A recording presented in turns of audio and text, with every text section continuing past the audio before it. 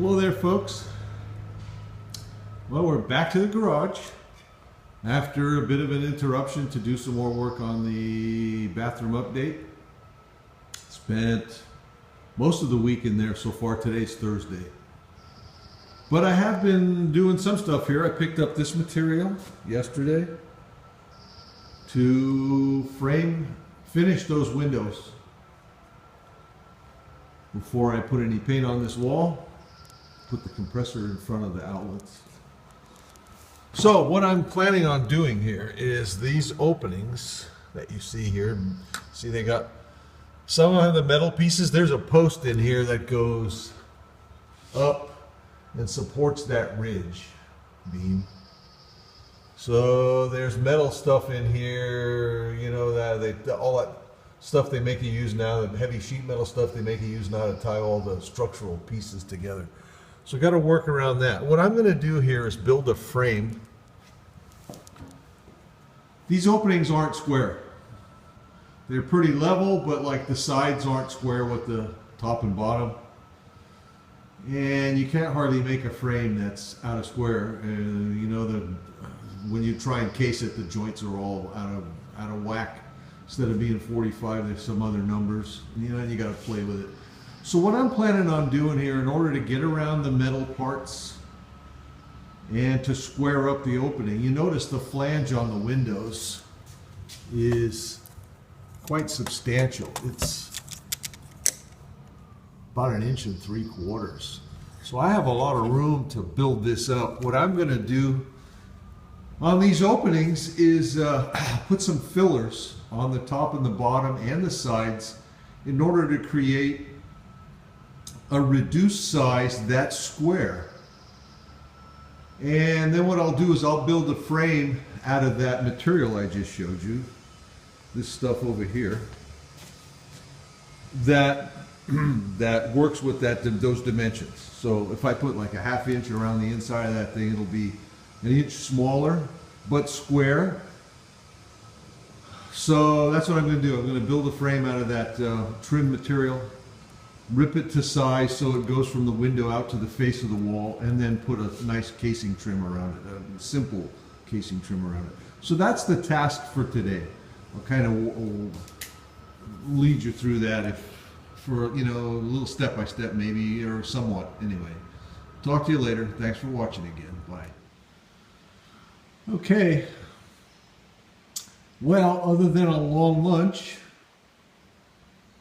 and ripping these pieces to make I cut them rough lengths. They're longer than necessary so far, and made them all, you know, like 2, 4, 8 of them. No, more than that. 8 of them. And taking these two, putting them in the hole and scribing them to the face of the wall, because the wall isn't parallel to the window and it's not even or any of the other stuff. And you can see, that's kind of hard to describe. What I did there with those blocks is made a straight surface across the bottom and then parallel to that across the top, square with it up the sides, and square off the face of the window, because the vertical pieces of the structure weren't square with the window, nor were they square with the face of the window. They weren't parallel to the uprights on the window, and they weren't square off of the face of the window either. So with the little shims here and there and all that other good stuff, the blocks are different thicknesses, varying by, you know, 32nd of an inch, 16th of an inch. Now I got a straight line horizontally, and I got a square off of that vertically on both ends, and a parallel to it top and bottom. So now I can build a frame, nail the corners together. I'll rabbet the corners, the ends, and I'll nail it all together, and it should slide right in there. Okay, and that's what we're going to find out next, because that's what the next step is. Right? I'll show you what happens when we get there. Bye. Okay, well, there's one of them. What a real pain, but there's one of them. takes a lot of time because you got to go through all the steps, you know, no figuring, no calculating. You got to do everything the fail-safe way because it's got to fit like a glove or it don't work. So one of them's in there. Tomorrow we'll try another one. Now that we know how to do one of them, the other one should go faster. And hopefully tomorrow I won't have to repair the saw. The saw all of a sudden start tripping the GFI breaker. So I ended up wiring that plug as a normal plug. Hooked it up to the line side of the GFI breaker there so that it's no longer GFI protected. You know, these things nuisance trip every time I tried it. Well, not every time. Every 3 times I would try the saw, it would start. The other 2 times it would trip the breaker. Anyway, we're past it. So we got this window frame done for today. Tomorrow we'll do that one. And hopefully we'll have enough time to put the casing around it, the trim around it too. Talk to you later. Bye. Hi folks. Well, it's Saturday afternoon. And it hasn't taken all this time, but it's taken this long to get to it, to finish. Been doing all kinds of other stuff as well, as you all know. So anyway, I got these 2 windows done. I still got to eventually have to do those 2. But that's down the road. I got to cover the wall, insulate, and whatever if I'm going to do any more wiring in that wall. For now, I'm doing this one so I can install a compressor. You all know that if you've been watching. But anyway, here's these 2.